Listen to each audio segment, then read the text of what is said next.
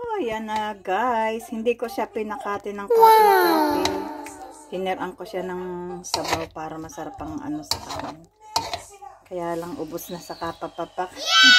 Nangalahati na oh. Yummy!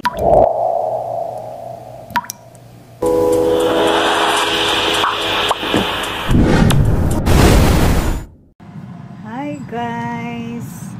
Luto tayo ng paa ng manok. Ayan guys. Pakukuluan muna natin ng bago natin siya igisa. At para mawala yung lansa niya. Pag nakakulo na siya isang beses, tatapon natin siya tapos hugasan. Tapos igigisa natin.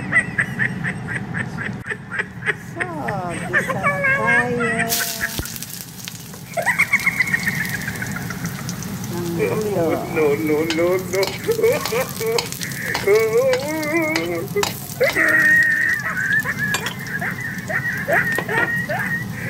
Tapos bawang. Bawang.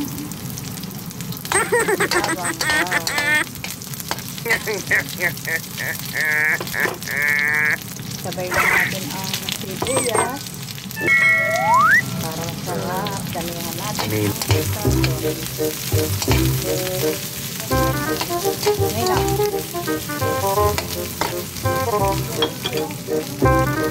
so ayan na guys ang ating hinalbusang paa ng manok. Igigisa na natin sa sibuyas, bawang at luyo at paminta.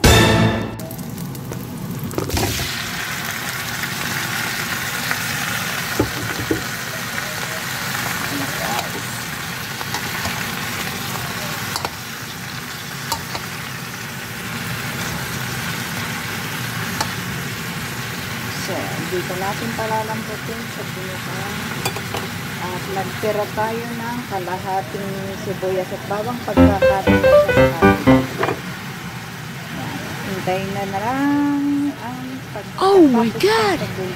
So, yan guys. Tinimplahan ko na ng teriyaki para mas malasa siya. Update natin. Tara, nakulo na. Eh, mamaya ulit. Ayan na guys, malapit na siya. No. Malapit ng kainin. Diba? Kakatihin lang natin yan guys at tapos na. Pero kailangan kong tikman. Nalalagay na ako. Kailangan kong tikman. Nalalagay na talaga ako. Dalawa.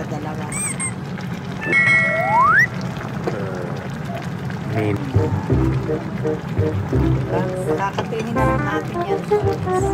Pag kumati na yan, sarap. Ayan na guys, paluto na. Kung mapapansin nyo, kukunti na, kakalahati na kasi habang niluluto, pinapapako na siya. Thank you guys! Ayan na guys, hindi ko siya pinakati ng kating-kati. Tinirang ko siya ng sabaw para masarap ang ano sa kanin. Kaya lang ubos na sa kapapapak. Nangalahati na oh. Yummy!